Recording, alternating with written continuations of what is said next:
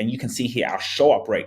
So what did the ChatGPT said? It said it's a bridge between marketing and closing. The reason why we have 100% show up rate is because the SDR, which I'll explain to you on AI sales agent, but the reason why the show up rate is 100% is why? Well, we message them on LinkedIn and we email them.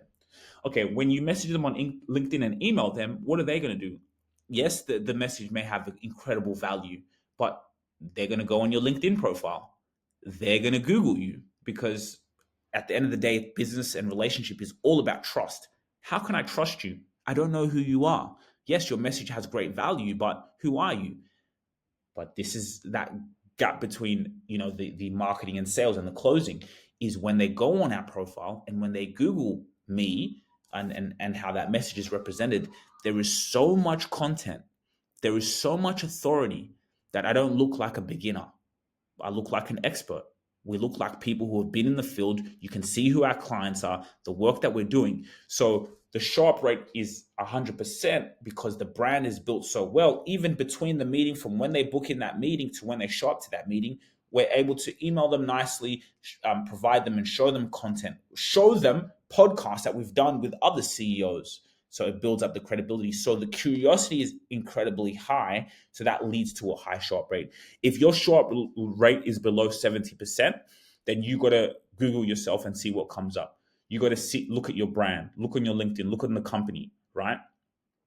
I was having not an argument, but a conversation on Reddit on, should people build a company brand? No, CEOs just care about the company brand, which is understandable. You want to raise the valuation, but the personal brand is so valuable. Now more than ever, your personal brand is everything, right? Because people follow people. We've did this experiment on LinkedIn.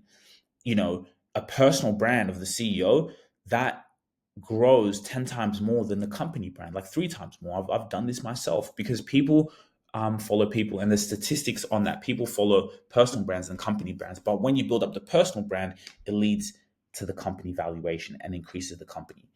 So for example, you could be a huge CEO, doing incredibly well.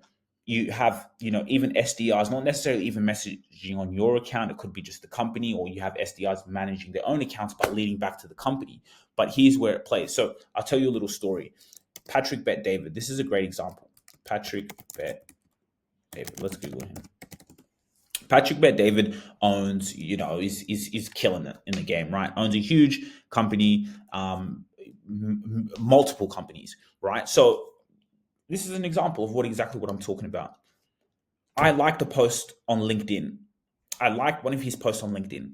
As soon as I liked one of his posts, someone from his company, which is Patrick Bet David Consulting, messaged me, connected and messaged me, which is actually an SDR type of role.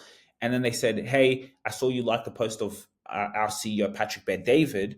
Would you like to know what it's like to basically, he was basically selling to me, but would you like to know what it's like to work with Patrick Bet David? Or basically, would you like to know what it's like to be consulted in the company? Something like that, along those lines. I'm so much more closer to go and buy from them and to go in and book a meeting because I know Patrick Bet David. He doesn't know me, but I know him. I've been following his brand. I've been watching his content. Look, when you Google him, what comes up? What comes up, right? It's a big test. Google yourself. So he's got so much content out there that it's so much easier for me to go into that meeting. And I'm not going to go in a meeting with him. He's obviously the CEO of the company. He's too big.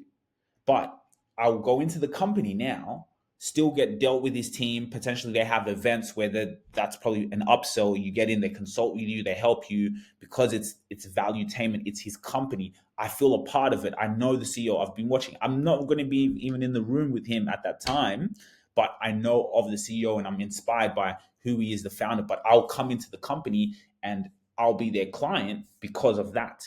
And then they can upsell, like when they do live events, and then he'll be there, then I'll be able to go. And then that's how they upsell, and that's how they just make more money. And that's how they get you into their funnel. But that's the difference between company brand and personal brand. If I don't know who your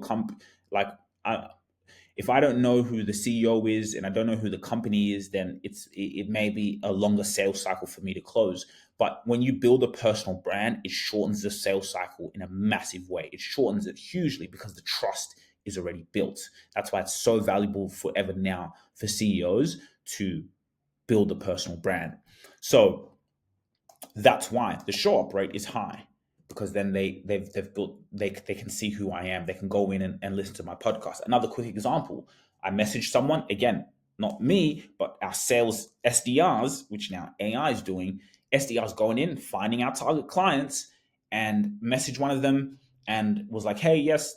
And then we saw, and that's the role of an SDR, is to see similarities. So for example, on LinkedIn, we went to the same school, so we notice those things. So it's being very incredibly strategic when we're going to add value in messaging people. Again, talking, building that pipeline of qualified leads. CEO of 20 years, we look at people only in their industry have been longer than 10 to 20 years, because that's most of our clients. They've been doing what they're doing over decades. Those are the ones with the budgets. Those are the ones who have built quite big empires, and they just need A players, team to help them with their personal brand, sales, and using AI. So we had seen that we went to the same school. So what do? With AI, we then say, hey, I had a podcast with the principal. So, we're booking in a meeting.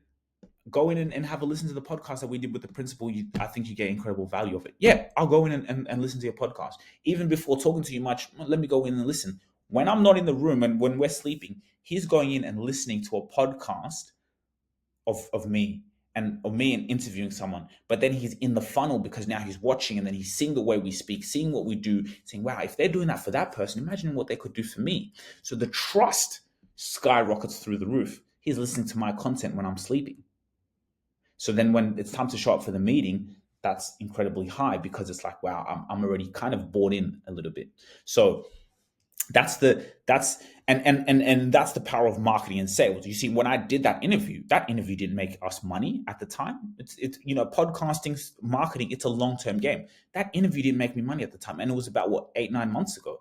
But it was 8-9 months ago. But let's say now we can send that interview to a prospect, to one of a potential customer, that they can go in and listen, and then that can bring a sale quicker, because now they're consuming your content. And they say it takes about 7 hours for someone to consume your content. Do you have 7 hours worth of content out there?